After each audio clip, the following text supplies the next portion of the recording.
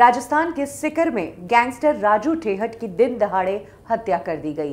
4 बदमाश आए और उन्होंने दे दनादन गोलियों की फायर की, जिसके बाद राजू ठेहट और एक और व्यक्ति की हत्या हो गई। जहां तक बात है राजू ठेहट की, तो इस गैंगस्टर की हत्या की प्लानिंग पिछले 10 सालों से हो रही थी और ये हत्या होनी तय थी क्योंकि मामला बदले का था।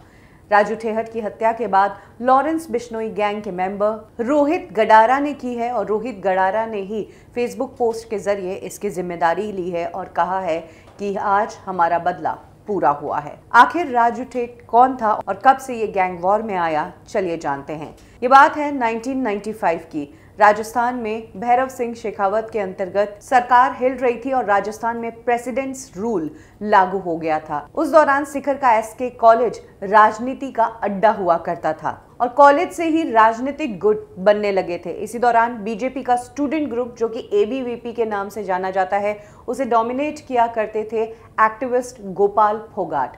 और तब राजू ठेहट नाम का व्यक्ति गोपाल फोगाट को ज्वाइन करता है उनके साथ काम करने के लिए। गोपाल फोगाट का दूसरा धंधा था शराब का।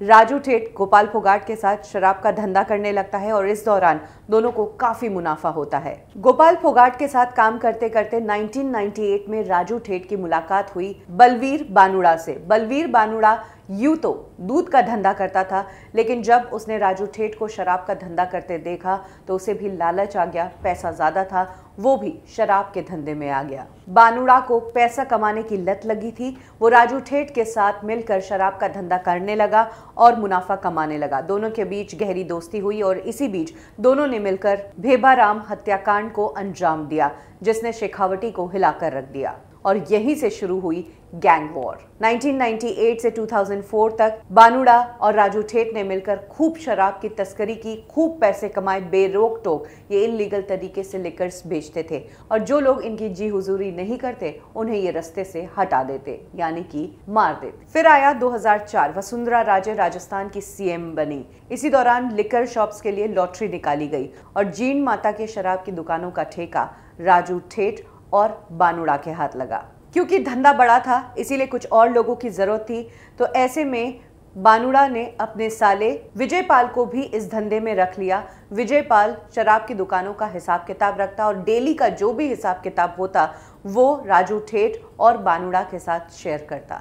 लेकिन धीरे धीरे राजू ठेहट को पता चलता है कि बानुड़ा का साला विजयपाल जो है वो धंधे में चीटिंग कर रहा है, वो ब्लैक में शराब बेच रहा है और मुनाफा उतना नहीं हो रहा है जितना होना चाहिए, बचत भी नहीं हो रही है। राजू ठेहट ने विजयपाल पर नजर रखनी शुरू की और उसे चीटिंग का पता चल गया। इसके बाद एक दिन राजू ठेहट ने विजयपाल से बातचीत करनी शुरू की। बातचीत बहस में बदली, बहस झगड़े में बदली और झगड़ा इतना तेज हुआ कि राजू ठेहट ने विजयपाल की हत्या कर दी और यहाँ से राजू ठेहट ने अपने ही पार्टनर बानुड़ा को अपना दुश्मन बना लिया था, क्योंकि वो बानुड़ा के साले का कत्ल कर चुका था। यहाँ से राजू ठेहट और बानुड़ा की पार्टनरशिप तो टूट गई, लेकिन बानुड़ा ने दूसरे गैंगस्टर आनंद पाल के साथ दोस्ती कर ली और दोनों ही मिलकर अब राजू ठेहट की हत्या की साजिश करने लगे। लेकिन राजू ठेहट के सिर पर गोपाल फोगाट का हाथ था, जो कि बड़े ओहदे के थे।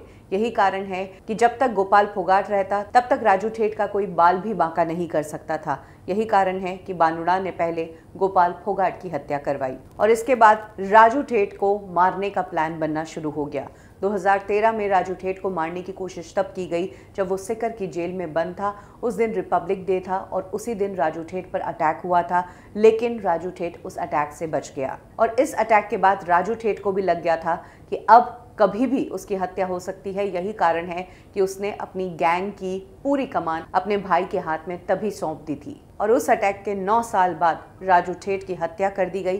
राजू ठेहट जो पिछले कुछ समय से जेल में था, वो हाल ही में पैरोल पर बाहर आया था और हत्या की वीडियो देखकर यही लगता है कि कोई जान पहचान वाला ही था, क्योंकि राजू ठेहट कुछ लोगों से बात कर रहा होता है और तभी ये लोग उस पर बंदूक से अटैक कर देते हैं।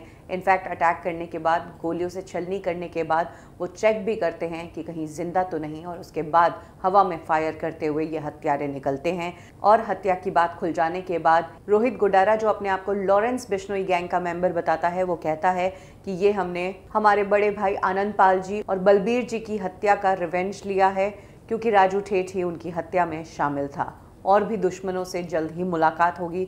इस तरह की धमकी के साथ ये एक फेसबुक पोस्ट जो है वो वायरल होती है। तो बुरी दुनिया में जब आप रहते हैं और बुरे काम करते हैं तो उसकी कीमत आपको अपनी जान से चुकानी पड़ती है। ये कहानी ये बात बयां करती है।